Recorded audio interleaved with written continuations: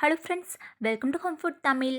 Friends, இன்றைக்கி ரொம்ப டேஸ்டியாக குயிக்காக செய்யக்கூடிய ஒரு சூப்பரான ஹெல்த்தியான ரெசிபி தாங்க செஞ்சு காமிக்க போகிறேன். ஃப்ரெண்ட்ஸ், வீடியோ ஸ்கிப் பண்ணாமல் பாருங்கள், அப்போ தான் நான் என்னென்ன பொருள்லாம் செய்துங்கன்னு தெரியும். ஃப்ரெண்ட்ஸ், இது வரைக்கும் நம்ம சேனலை தொடர்ந்து சப்ஸ்கிரைப் பண்ண எல்லா ஃப்ரெண்ட்ஸ்க்கும் ரொம்ப தேங்க்ஸ்ங்க. நம்ம சேனலை புதுசாக பார்க்குறவங்க சப்ஸ்கிரைப் பண்ணிக்கோங்க.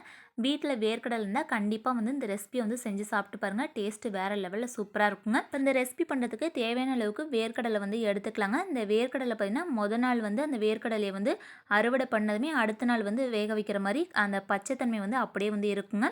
ஒரு சில கடலைப்பருப்புலாம் வீட்டில் நல்லா காஞ்சி போன மாதிரி இருந்ததுன்னா அதில் இந்த ரெசிபி நீங்கள் செஞ்சு சாப்பிட்ணுன்னு ஆசையாக இருந்ததுன்னா 1 மணி நேரம் தண்ணியில் இந்த காஞ்சி போன வேர்க்கடலையை போட்டிங்கன்னா நல்லா அந்த வேர்க்கடலை ஊறி இருக்கும். அதுக்கப்புறம் குக்கரில் சேர்த்து வேக வச்சு எடுத்துக்குங்க.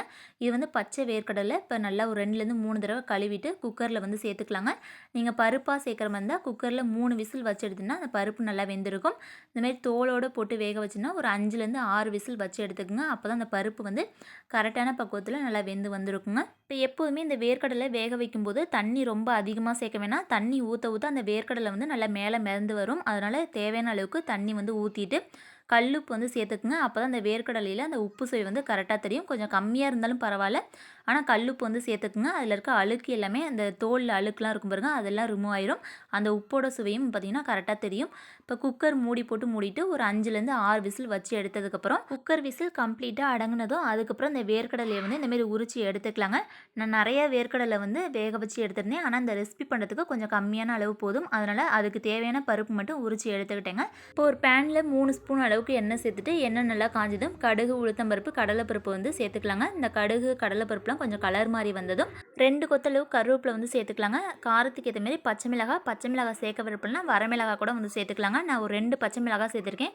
மீடியம் சைஸ் சின்ன பெரிய வெங்காயமும் 3 பெரிய வெங்காயத்தை நீல வாக்கில் கட் பண்ணி சேர்த்துருக்கேங்க. இப்போ இந்த வெங்காயம் பார்த்திங்கன்னா ரொம்ப வதக்க தேவையில்லை, லேசாக வதக்கி எடுத்தால் போதும். இந்த வேர்க்கடலை வேக வைக்கும்போது கல்லுப்பு சேர்த்துருந்தோம். வேர்க்கடலைக்கு தான் அந்த உப்பு சுவை கரெக்டாக இருக்கும். இப்போ எக்ஸ்ட்ரா அந்த வெங்காயம், பச்சை மிளகாய் அப்புறம் மற்ற பொருட்கள்லாம் நம்ம சேர்ப்போம் பாருங்கள், அதுக்கேற்ற மாதிரி அந்த உப்பு சுவை கரெக்டாக இருக்குன்னா கொஞ்சம் மட்டும் தூளுப்பு சேர்த்துட்டு இந்த வெங்காயத்தை அதிக நேரம் வதக்க தேவையில்லை, லேசாக அந்த மாதிரி வதக்கி எடுத்தால் போதுங்க. வெங்காயம் லேசாக வதங்கி வந்ததும் இதில் ஒரு கேரட் துருவி சேர்க்கறதுனால சேர்த்துக்கலாங்க. நான் இன்றைக்கி கேரட் சேர்க்கல. இப்போ ஏற்கனவே வேக வச்சு எடுத்து வச்சுருந்தேன் இந்த வேர்க்கடலை சேர்த்துக்கலாங்க. ஒரு அரை கைப்பிடி அளவுக்கு தேங்காய் துருவல் சேர்த்து நல்லா மிக்ஸ் பண்ணி எடுத்துக்கலாம்.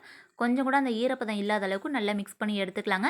தேங்காய் சேர்த்துக்கிறதுனால சீக்கிரமாக கெட்டு போயிடும். அதனால் ஒரு 2லேருந்து 3 நிமிஷத்துக்கு அடுப்பை ஹை ஃப்ளேமில் வச்சுட்டு நல்லா கலந்து எடுத்துக்கலாங்க. இப்போ வாசனைக்காக கொஞ்சமாக கொத்தமல்லி தழை தூவிட்டு நல்லா மிக்ஸ் பண்ணி எடுத்தால் நல்லா சூப்பரான ஹெல்த்தியான வேர்க்கடலை சுண்டல் எப்படி பண்ணுறதுன்னு பார்த்தாச்சு. வீட்டில் வேர்க்கடலை இருந்தால் கண்டிப்பாக இந்த மெத்தடில் ஒரு டைம் இந்த வேர்க்கடலை சுண்டல் செஞ்சு சாப்பிட்டு பாருங்கள். தள்ளுவண்டி கடைகள்லாம் பார்த்திங்கன்னா அந்த வேர்க்கடலை வேக வச்சுட்டு கேரட், வெங்காயம், மாங்காய், வெள்ளரிக்காய் அந்த மாதிரிலாம் பச்சையாக சேர்த்து ரெடி பண்ணி கொடுப்பாங்க. அந்த சுண்டல் அப்போதைக்கு சூடாக இருக்கிறதுனால சாப்பிட்றதே சும்மா அட்டகாசமாக இருக்கும். இப்போ இந்த வேர்க்கடலை சுண்டல் பார்த்திங்கன்னா வெங்காயத்தில் நல்லா லேசாக வதக்கிட்டு அதுவும் நம்ம பிரசாதத்துக்கு கருப்பு சுண்டல், வெள்ளை சுண்டல்லாம் தாளித்து ரெடி பண்ணுவோம் பாருங்க, அதே மெத்தடில் தாங்க இருக்கும். நல்லா எக்ஸ்ட்ரா அந்த கடலை பருப்புலாம் சேர்த்துருக்கிறதுனால க்ரன்ச்சியாக சாப்பிட்றதுக்கே அட்டகாசமாக இருக்கும்.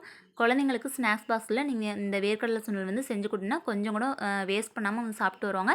அந்தளவுக்கு நல்லா சூப்பராக இருக்குங்க. ஃப்ரெண்ட்ஸ், இதே மெத்தடில் இந்த டேஸ்டியான ஹெல்த்தியான வேர்க்கடலை சுண்டல் செஞ்சு சாப்பிட்டு பார்த்துட்டு எப்படின்னு கமெண்ட் பண்ணுங்கள்.